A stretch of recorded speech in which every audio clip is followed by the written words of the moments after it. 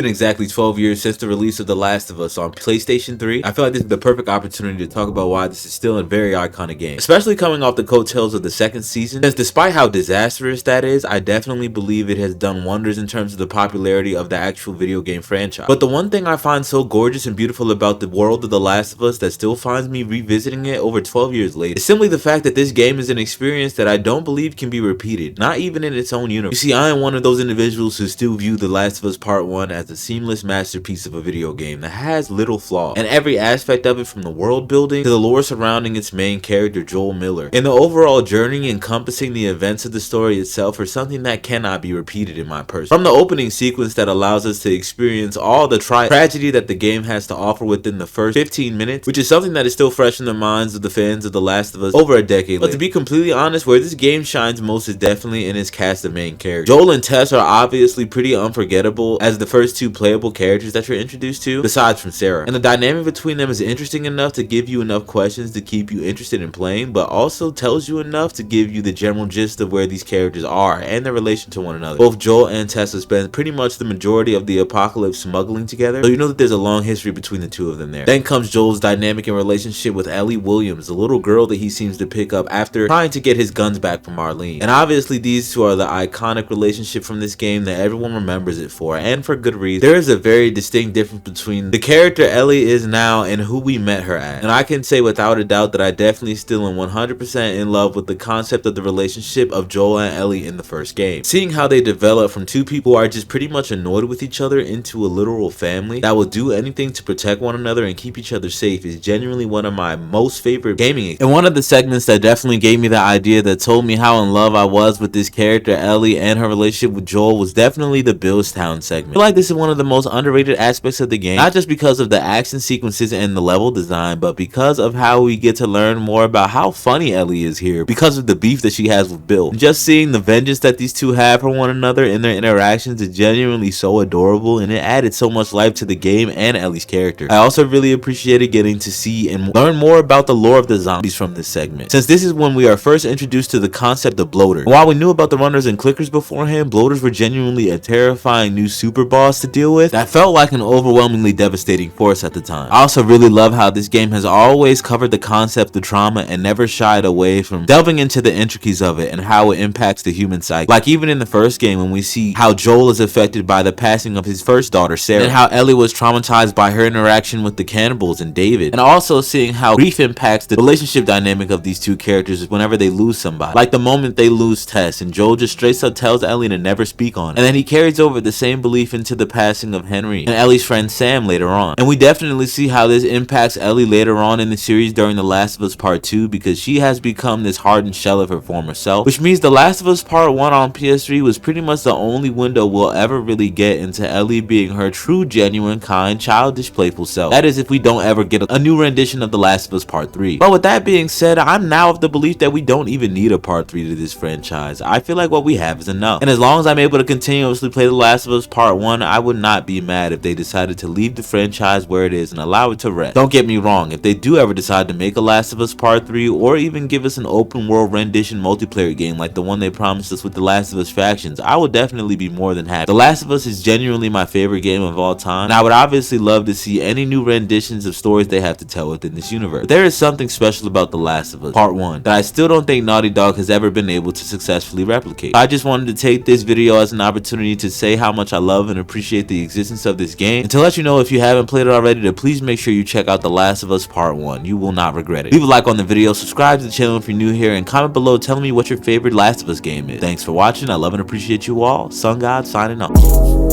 I come in clutch like a genie. Don't talk unless you need me. You talk too much, you need it. All of my bitches look like models, she in love with me. When we link, it's flashing lights and cameras, got a bland.